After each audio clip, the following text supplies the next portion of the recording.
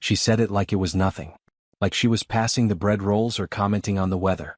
Just dropped it right there at the dinner table while the candles were still lit and the champagne was still cold. Your son isn't even yours. I didn't move. I didn't blink. I just sat there holding my fork and looked at her. My name is Renata. I've lived 44 years on this earth without ever once thinking my sister was my enemy. Connie. My little sister Connie, who I helped put through 2 years of community college. Who lived in my spare bedroom for 8 months after her first divorce. Who I lent money to more times than I can count, and never once asked for it back. She was sitting across from me at my own dining room table. Her boyfriend Derek was next to her. Big guy. Arms crossed. And when she said what she said, he actually nodded. Slow. Deliberate. Like they had rehearsed this. Then Derek looked right at me and said, "If you disagree with any of it, the door's right there." The table went quiet. My son Marcus was upstairs. He was 13. He had no idea any of this was happening. I looked at Connie. Then at Derek. Then back at Connie. I set my fork down. "Perfect," I said. "I'm gone. And you can start paying your own mortgage." Simple as that. I pushed back my chair and stood up. But what none of them knew yet, what I hadn't said out loud to anyone, was going to change everything. I walked upstairs, knocked on Marcus's door, and told him to grab his overnight bag. I kept my voice calm. I told him we were going to Grandma's. He asked why. I said I'd explain later. He didn't push it. He's a good kid like that. While he packed, I went to my bedroom and sat on the edge of the bed for maybe 2 minutes. Just breathe. In and out. I needed to think clearly because what I was about to do next mattered. Here's what Connie didn't know, or maybe she forgot because she never paid attention to anything that didn't involve her directly. That house was mine before I ever met my ex-husband Raymond. My mother helped me buy it. The down payment came from a small inheritance my grandmother left me. Raymond's name was never on the deed. We talked about adding him once years ago, but it never happened. Life got busy. Papers never got signed. When Raymond and I divorced 3 years back, the house stayed with me. Clean. No argument. Connie moved in 14 months ago. I charged her $800 a month, below market, way below, because she said she was getting back on her feet after Derek lost his job. $800 a month. I have every Venmo receipt. She was a tenant. Not a co-owner. Not a partner. A tenant. And Derek, sitting there at my table nodding like he ran something. His name wasn't on a single piece of paper in that house. Not one. I sat there thinking about that while Marcus zipped up his bag down the hall. Something was starting to come together in my mind. We stayed at my mom's that night. Marcus slept in the back room and I sat at the kitchen table with my mother until almost 2 in the morning. I didn't tell her everything. Not yet. I needed to sort through it myself first. When I got home the next morning, Connie and Derek were still there. Acting completely normal. Derek was making eggs. Connie was on her phone. Neither of them said a word about the night before. That bothered me more than the argument did. I went to my room, closed the door, and started making calls. First I called Raymond. I hadn't spoken to him in almost 8 months. It was an awkward conversation, but I needed to ask him something directly. I asked him if he had ever told Connie anything about Marcus. About the circumstances around when Marcus was born. There was a long pause. He said, "Renata, I think you need to talk to your sister." That pause told me everything. So I started going back. Way back. I pulled up old text threads between me and Connie. I looked at dates. I looked at timelines. Marcus was born in the spring. Raymond and I had separated briefly the winter before, just about 3 months. A rough patch that we worked through. Or so I thought. I started doing the math in my head. Then I went further. I found an old email, one Connie had sent me years ago that I hadn't thought about in forever. Reading it again now with fresh eyes, the meaning was completely different. She wasn't just my sister living in my house. She knew something. And she'd known it for a long time. I called Raymond back that same afternoon. This time I didn't ask gently. I told him I'd found the email. I hadn't told him which one, I just said it. Sometimes you have to let people fill in the blanks themselves. He filled them in fast. Came out in pieces. Broken sentences. A lot of "I'm sorry," and "I didn't know how to tell you." But the story was clear enough.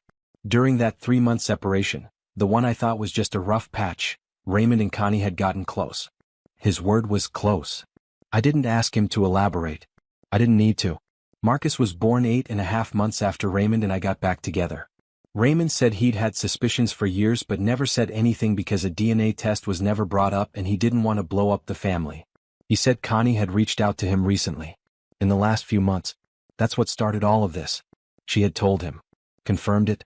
And somehow that gave her the confidence to say what she said at my dinner table on New Year's Eve. Like the truth made her powerful. Like she deserved something. I sat in my car in my own driveway for a long time after that call. The engine was off. The street was quiet. A neighbor walked by with a dog and waved, and I waved back like everything was fine. Inside I was completely still. Not angry. Not crying. Just still.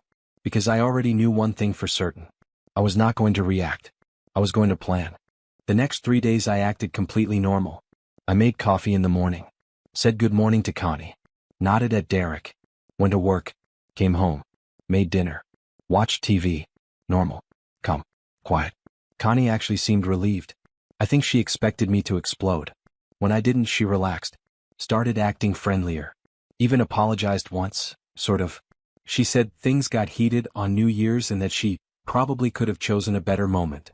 I said, don't worry about it. And I meant it. Because I wasn't worried about that anymore.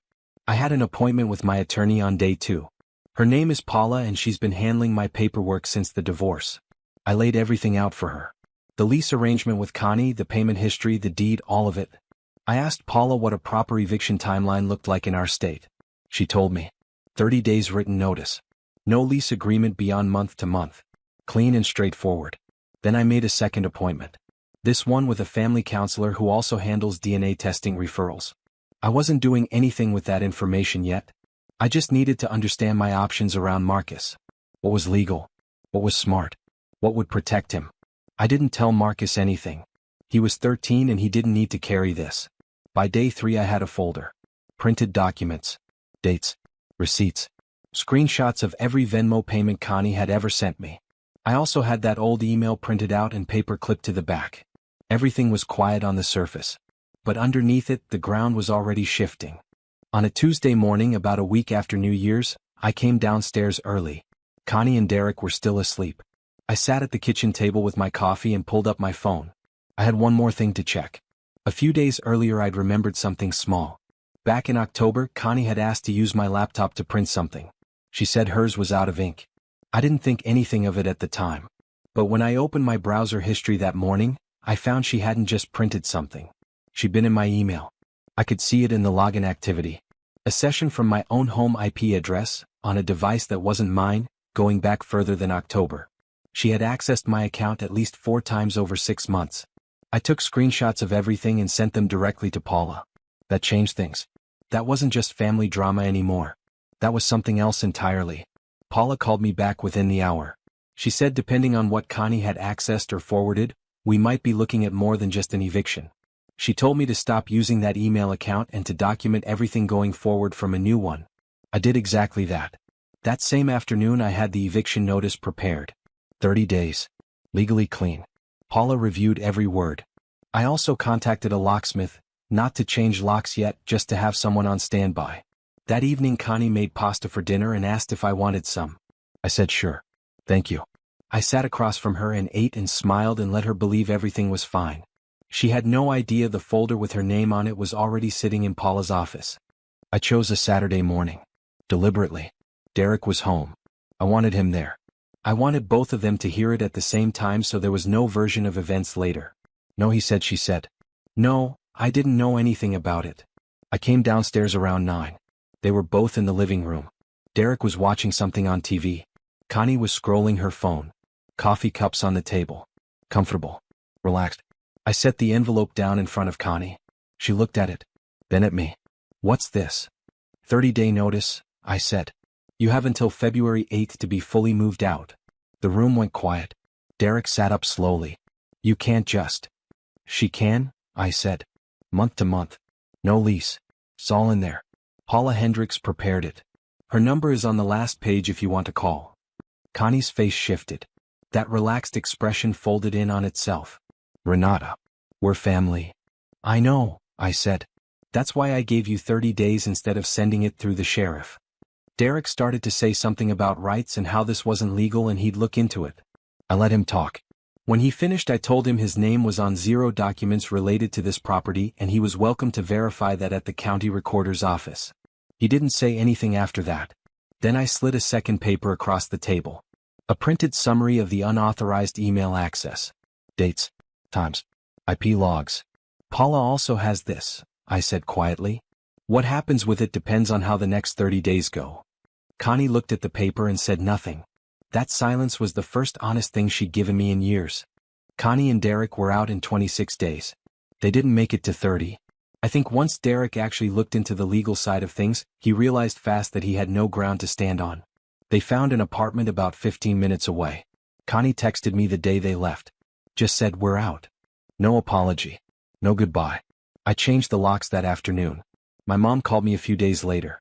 Connie had apparently told her some version of the story, her version. My mom listened to her and then called me and said, "I need to hear your side." So I told her. All of it. The email access, the eviction notice, New Year's Eve, Raymond, everything. My mom was quiet for a long time. Then she said, "She told me the same thing she told you at that table.